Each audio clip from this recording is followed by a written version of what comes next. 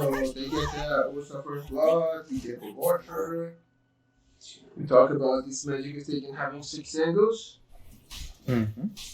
And we just missed this block. You can block the time you came for the warning. Like you can even block from up here to that location. Doesn't have to be from The down thing there. with that choice is that I'm kind of greedy with my words. I don't know why, but I feel like I need to be more conservative with my words. With the wards, yes. With the sentry, not as much. Unless you like, Alright. it's a mid game and they have like English heroes and like there is certain areas you want to control. That's a very. So I bad could be more situation. liberal with my sentries. I can throw them like popsicles if I really want to, if there are not many English heroes. It's just in general, it's not bad to have to body block instead of putting sentry. It's like make it less likely that later on it get rewarded, but it's not worth risking missing the block. You know, if they have a small cap, it's bad for us. Hands down.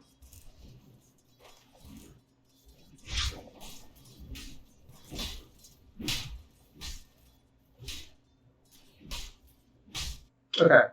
This is like 1 minute. We're getting approaching 2 minutes in. What do you think you're supposed to do right now? I have no fucking idea. Perhaps keep her harassing or something? No idea. Cool. So, here's the thing. When you play offlane, if you've been a starter, how do you feel about the situation of the creep wave and being up here? Very uncomfortable.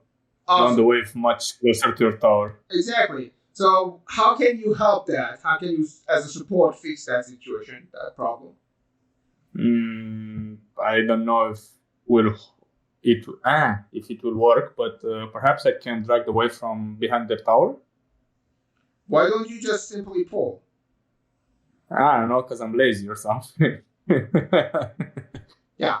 So here's the thing: as a support, your prioritization, especially on a position 4, is to fix the lane equilibrium from the get-go. Now, the first minutes, you don't have a creep wave. So it's up to your carry to creep aggro, deny range, aggro the creeps back. If he's not doing it, you don't have to do it for him. If he feels like, oh, he's a strong level 1 compared to a stock, he wants to trade, we're doing good, fine. Just casually laying here. It's not really that dangerous because they don't have any spell. They're just level 1 still. But once it's level 1 mid, the first thing you need to do is to make sure there is a camp or not. Since there is a camp, that's awesome. Enemy was lazy like you, they didn't block. Okay, cool. They missed the pull. Now it's time for us to pull the next wave.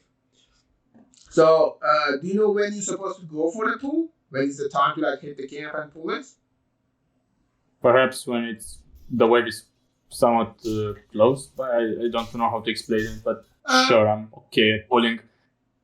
Okay, so it's essentially when the cubes are next to your tier 1 tower, it's around 20 seconds. So like right now, you need to like beeline it to the camp. So you make it on time. Okay.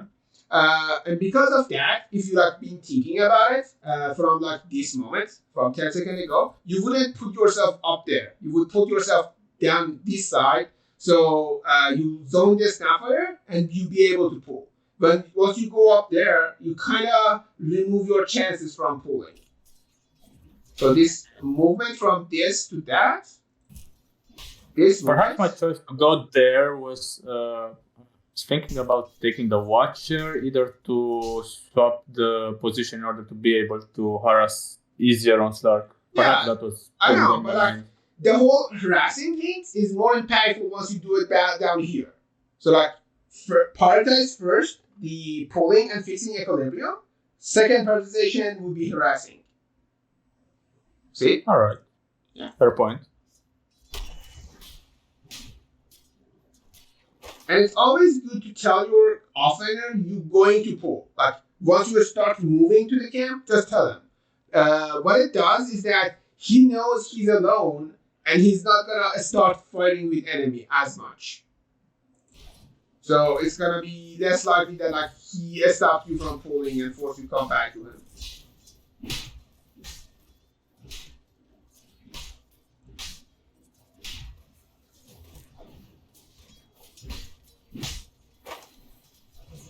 Also, in the tango, I stay at almost full HP, or at least above 80% at all times.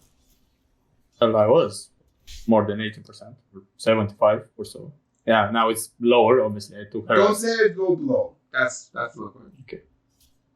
Fair enough. Yeah.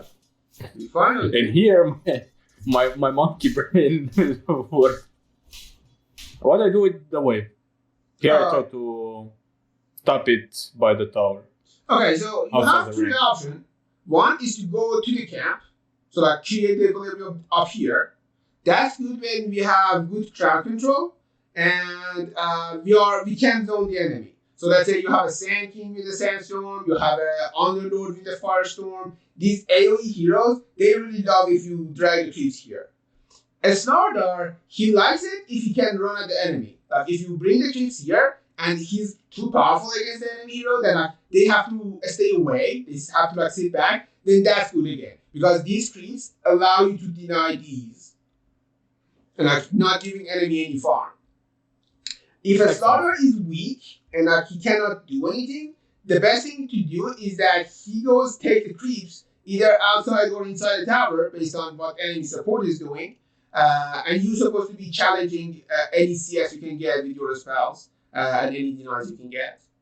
Just make sure you don't die 1 versus 2. So once you guys swap place, let's say a starter is here, you are up there. If both enemy heroes are here, you're supposed to like stay away from them and just nuke the big creep to get the most important CS.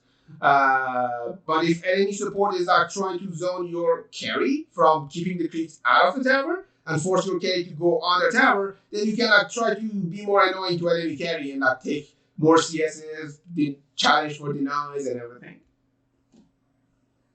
By the way, why did you go for the full wand? I felt like I was gonna trade more and Snap will blow my brains out more often. But I guess that was a bad assumption. So what is the difference between wand and a stick? More charges and it's more space efficient. Yeah. So it doesn't give more beneficial on the charges, and like you're not reaching even 10 charges right now because they don't cast that many spells.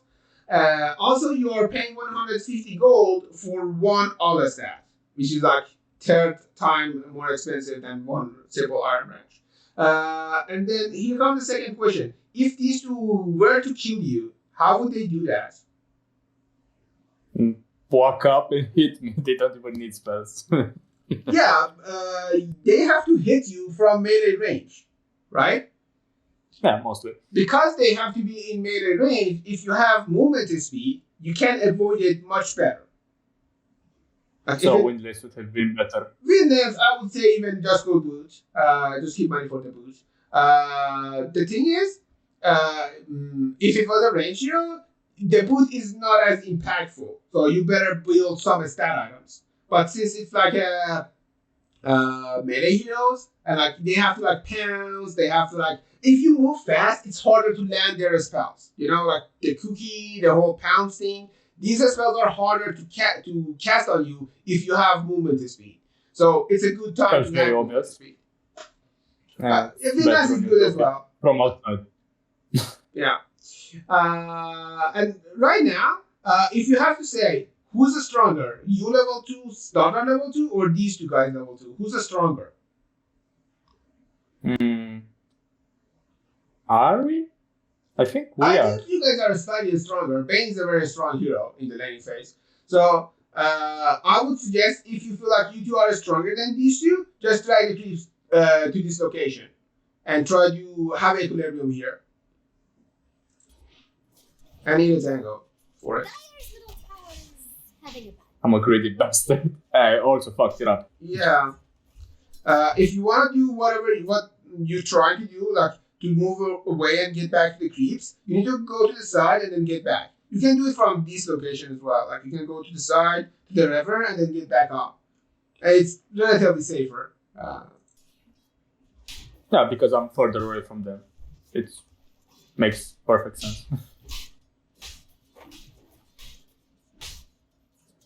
Yeah, they also took the Lotus, which is very bad.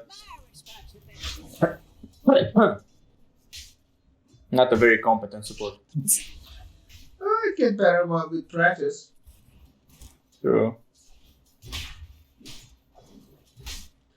Um, Usually on most supports, unless one of these spells are passive, you don't have enough mana to cast all of them. Like you have 447 mana max, like currently 300, and like these three spells cost 360 mana if you cast each of them once. You see? Yeah, I have mana for one rotation, and that's pretty much all. Yeah, so that's why it's not good to get all three by level 3. It's better to like get 2 points on the one point on the other. You can go What 2 should points on be- this or 1 point on this. How should the skill point should look like on Bane support? I haven't played the Bane recently, nor I've seen it in pro games. So I have to check on Dota 2 Pro Tracker. You can check in here as well. I know in Feeble, level 1 is strong, so what you're doing is okay with it. But I would say you're supposed to max out your brain snap and definitely second point in it by level 2. Like, just look at the numbers on 2 points on this spell. Suddenly the damage gets almost It's almost double. Yeah, but like the mana cost only goes up by 10. You see? Like suddenly this spell is way better. Sure. And like it's heal and damage, so it's like way more impactful. So definitely get 2 points on this.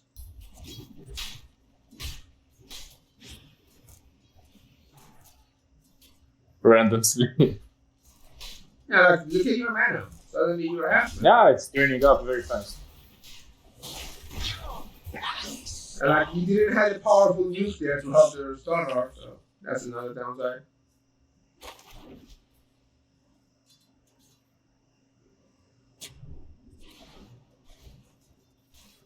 Nope.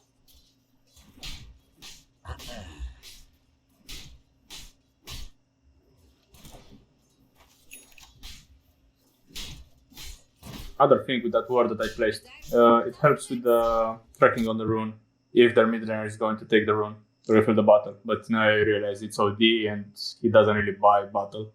Yeah. I don't even know if he bought bottle this game. Even those who go get this thing, like let's say you know any millionaire is taking this, what do you do with that? I know where the mid laner is at most. I mean, if let's say you have a ward on mid that detects him going this way, you would still know. Yeah, it's much faster, indeed. It's like this word again. It's not a bad word. Like you see, if you look at pro games, like you see when they put word up there for first blood or something. But like in a pub game, it's not as effective.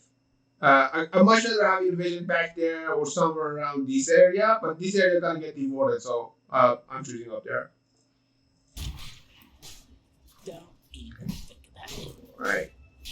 Same story as before. Right now, what do you think you're supposed to do? Obviously pull. Oh yeah, awesome. Don't. But obviously I was tunnel vision for harass, hit the enemy guy. If I hit the enemy guy, they lose HP. They lose HP, they are less likely to hit his CS. So my offlaner is happy. Okay. So, here's another question. This is 530. In a scale of 1 to 10, how much slaughter needs you here? Looking at where the wave is, about 6 out of Okay. 10. What if you pull? How much then? You Well, not to have decrease it to 4 or 3 at most. Okay. So here's the thing. Right now, this 530 is the perfect time to gank mid. Here's how, and here's why. The how would be you from the lane after you pull and like you hit the camp or creeps for like extra 5 seconds. It will be like 540 at that point. You will start going this way. You will get to this triangle around 48-ish time. Let me go to the free camera. And then around 553, you will hit this camp and go to the room. Now, notice how this is nighttime. You will stack this big camp, of course, for someone to later on farm it. People would love that. And then you come to secure this room. And the thing is, because it's nighttime, most enemies don't have proper vision, like they don't see you. Even worse, give less vision at the nighttime. And also, by 6 minutes in, if the guy doesn't replace his ward, he's gonna be out of vision. Like his ward gonna die naturally if he plays it before the game begins. Yeah, I've played mid lane. I'm aware of. Yeah, so like the how much vision time will it was. die around this time as well. So enemy wants to have one of the runes most of the times. You create in a stack, and it's a perfect time vision wise to gank mid. And also, if you pull, you creating a safe situation for your offlaner. Not only that, your offlaner right now really cares about getting some solo XP. Like the match between Slaughter and Slark is about who gets level 6 first. If Slaughter gets level 6 first, he's gonna run at Slark and the Snapfire. If Slark gets level 6, then he doesn't care about the Slaughter and he just goes on it. Like anytime things go badly, he just goes away and gets healed up back to full HP. So it's important to give this guy some safety and solo XP for that matter. So this 530-ish, as long if you can set up the situation so you can leave the lane and gank mid and secure rune, that would be awesome as a position 4. Now What do I do if I can't? Well, what is the reason that you can't? Perhaps they blocked the camp 1 minute prior and I didn't unblock it because reasons in general. Hypothetical situation. Then you need to again ask yourself, how safe is this guy if I leave him alone? Some heroes, they can't be left alone. Like let's say it's a Timbersaw or it's a Underlord. He doesn't care. Like he will be fine. You know what I mean? Even if you don't pull, like Underlord just use a Firestorm and goes away. You see that? But he won't be that happy because the wave is gonna be crashed on the tower and he's gonna miss some CS. If he's gonna miss some CS. He's not gonna miss that much. And again, he's gonna get all the HP by himself. So it's still worth it to him. The point is, the first 7 minutes in the game, HP is more important than gold. Again, he prefers to be level 6 to a Slark level 4 or 5 with the same gold compared to let's say both of them level 6, but he only has extra 1300 or 400 gold. You see, levels are more important at that stage. Because of that, it's fine. Now, sometimes you cannot go gank. Well, then you can't. Then you have to be here. But the thing is, you need to learn, be better, be prepared, and set up things so you can do the rotation. All right. Try to think ahead of time, and that will fix the issue. And that helps a lot as a support to think ahead of time. Yep. That comes with experience as well. If you play your hero a bunch of time, you know what spells you need to get, what items you need to usually buy against certain heroes, that's gonna reduce how much thinking you need to put on this kind of basic stuff, and then you can think ahead of time. You can planning for the next stage. And that's the key.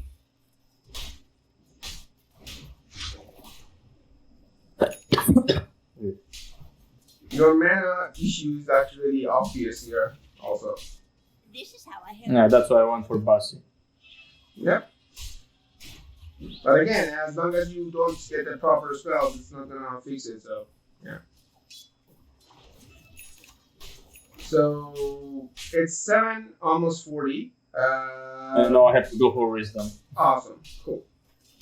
Give this key to a starter so you can leave. I don't remember what I've done.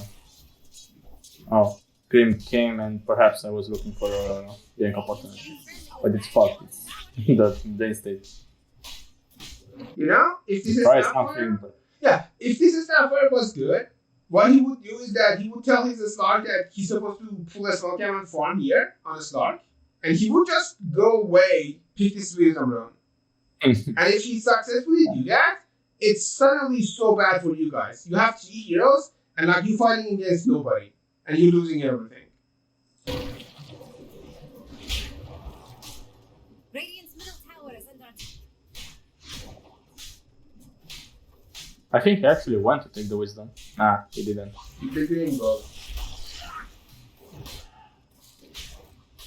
Popular healings. If you couldn't tell, that's basically my first time playing Bane Oh, ever. well, What about the second? yeah, I understand. If it's like your first time, it makes it harder to play the hero, which makes it less likely to be a good game to watch. It's better to be like a hero that you Nothing good happens. feel comfortable at least. But it's okay. I don't really have any kind of fourth position besides Para, perhaps. Para is, I think, the only fourth position that I've played. Is that it? Middle tower full? Easy position for heroes that I can recommend you. Think about Shadow Shaman. The hero is quite reliable and easy to play. And in many games, you can carry yourself because he can push the lanes, and he has a powerful tool to like catch and control areas. Yeah, I tried him. It's strange to me because he has such high attack damage, but also such low ranges. All of his abilities are quite low range, and I'm not used to that on a range hero. If I play a range hero, I prefer something that has a decent range. If you want, since you play carry, you can try Immortal support as well.